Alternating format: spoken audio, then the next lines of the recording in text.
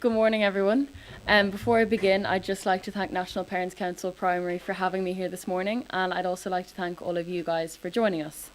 So I've been given half an hour to speak, but I've narrowed down my talk quite a bit because I think the real important thing this morning is that you guys get to ask me and the other speakers all the questions that you have, because I am only out of school 2 years, so I'm really fresh out of the system with a disability, so I have a lot of first-hand experience as to what it actually is like. So any question you have, whether it's what it was like starting secondary school with no eyes or what it was like starting college with no eyes, I'll be happy to answer anything you have. So feel free to throw all your questions at me at the end. But for now, I'll give you a quick introduction so you can get to know me a little better. So my name is Bobbie Hickey. I'm 19. I've lived in Dublin my entire life with my family. That consists of my 2 younger brothers, my parents, and our dog Pippa. At the moment, I'm studying communications in DCU. I'm also writing Irish Times articles as part of a platform series that sheds light on what it's like to live with a disability in Ireland. I have a speedboat driving licence. Don't ask me how I got away with that one because I have no idea. I'm not allowed to drive cars, but I can drive a speedboat. So if you need to get anywhere by boat, let me know. I'm also training to be on the Paralympic equestrian team for Ireland. So I'm riding my horse, even though I can't see her ears, and when she walks forward, I don't know where she's going. And sometimes when I ask her to walk forward, she walks backwards. So it's all great. There's a lot happening at the moment, but I'm really happy to be here to speak to you all this morning and to highlight some important points. And the first point that I'd like to highlight is that the bad times are inevitable, and they're inevitable for all of us, regardless of a disability. I don't know if there's anyone here that can say they've gone through their entire life without having any struggle, and I really doubt there is, to be honest, because everyone goes through struggles, whether it's every day or every week. We all have to do it at some point. There's nothing you can do to avoid them, unfortunately. The second point that I'm going to make is that endless encouragement is required, and it is so important, regardless of how hard it is to keep doing it and how much easier it will be to just give in and say, oh, it doesn't matter, we'll just take the easy route. It is hard, but it is so important to keep on encouraging, because I know for me, in my life, if my parents hadn't encouraged me as much as they did, I would not be doing half the things that I'm doing at the moment. And the last thing is that it is really important to learn to deal with the people in the schools rather than the system itself. So when I started 3rd year, I was really excited because I had what I thought was my best friend group for life. We spent every waking moment together. We were on the phone, meeting up, in school, whatever we were doing, we were together and we were in each other's pockets, but we would have it no other way. And I can remember at the beginning of 3rd year, I was busy planning my first disco, what I was going to wear, where we were going to get ready, how we would get to and from, and who would host the mandatory sleepover afterwards. Little did I know I was bound for disappointment, because not long into 3rd year, my so-called best friends started leaving me out of things, and I found myself not being kept up to date with everyone's love life and not knowing the latest inside jokes. And more often than not, I was having to catch up with the group rather than being a part of it myself. And this was all new to me. It seemed like it had happened all at once and for no reason at all. One day I had my best friends in the world, and the next day I was being left behind in the dust. And that was really, really hard. I can remember the feeling of anxiety starting to creep in more and more, the feeling of dread whenever lunchtime would roll around, and then there was also the feeling of relief whenever the last class of the day would finish. School had gone from being my favourite place in the world to being one that I would do anything to get out of, and it happened so fast. And I stuck it out in my first school for a year until it was decided that I would move halfway through 4th year and finish my school years somewhere else. And I wish I could say that the move solved everything, but in fact it didn't. I never fully fit in on my new school, and the feeling of pain on a Sunday evening when I thought of going into school again stuck with me right up until I graduated. It's only in recent years that I've discovered that the reason I was left out from that group was because that the social scene was changing, and to put it frankly, it was easier for them to leave me out than it was to include me.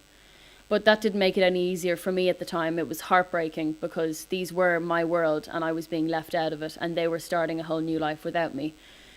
So how did I get through it? Well, it wasn't easy, but it wasn't impossible either. All my free time was spent doing things I love with the people that I love. And for me, that involved a lot of horse riding and a lot of eating spice bags with the girls, my true lifelong friends. I wouldn't wish it upon anyone. It was an incredibly difficult period in my life, and I'm only starting to come out of it now. But at the same time, it has made me so much stronger as a result of it, and I now know what it's like to find my passion in life and to know who your true lifelong friends are.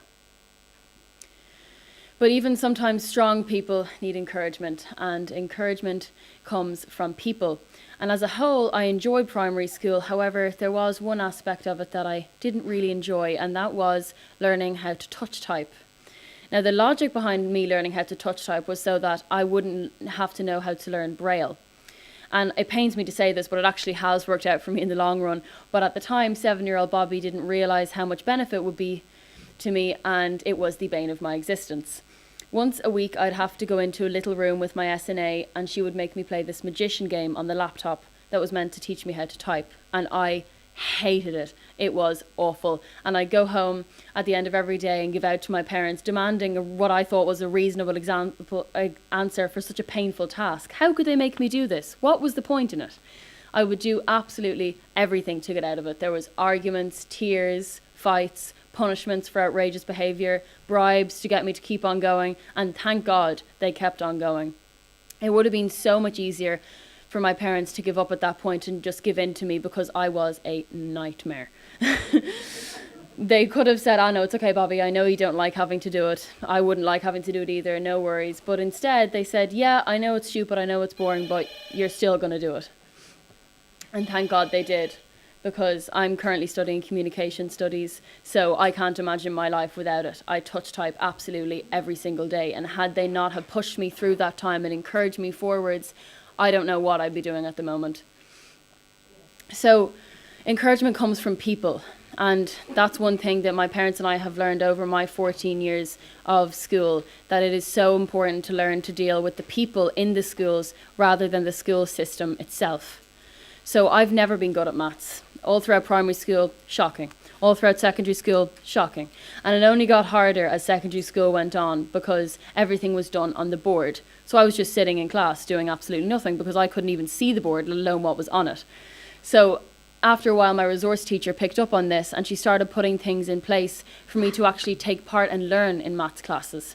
Eventually, I was sitting at a separate desk with my SNA, who would take down all the notes from the board and put them directly into my copy.